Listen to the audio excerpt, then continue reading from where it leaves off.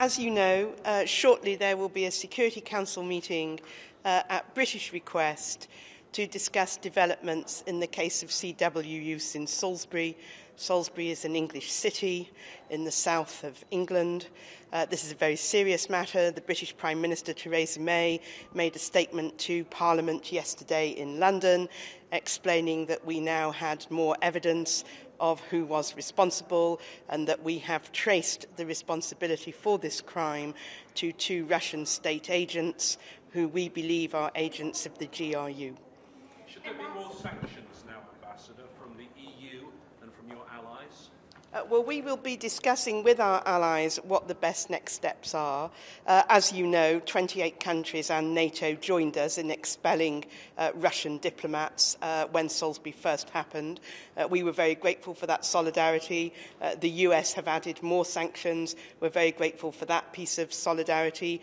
We will want to discuss with our allies and partners the best next steps. But I also want to stress that this is a broader issue even than the very serious matter of use of chemical weapons on the streets of Salisbury. This actually goes to the heart of the international system. It goes to the heart of the rules-based order.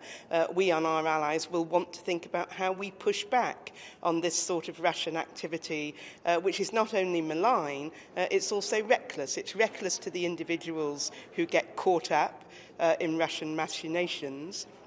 It's reckless for the international system. CW use is prohibited, full stop. Ambassador, so what do you hope this meeting will achieve? And besides speaking with allies about further next steps, will you lay out in this council what additional steps you'd like to see the international community take?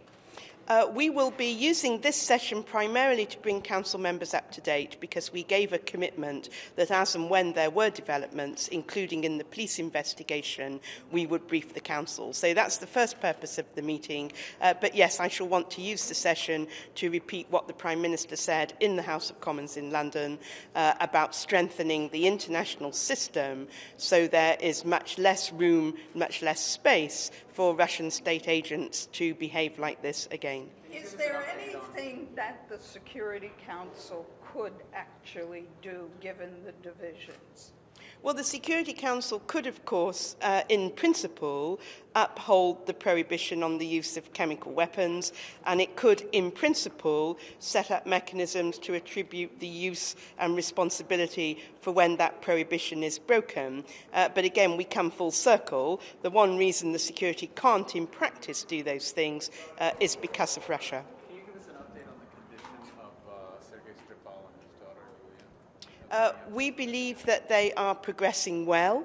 I can't give you any more details than that. Sadly, this is a very nasty bout of poisoning that they received. They've received very good care, and I believe that they are recovering well. You know what happened in the very sad case of Dawn Sturgis, who died. Her partner, Charlie Rowley, has been seriously ill, and I understand that he is also making progress. Thank you very much, everybody.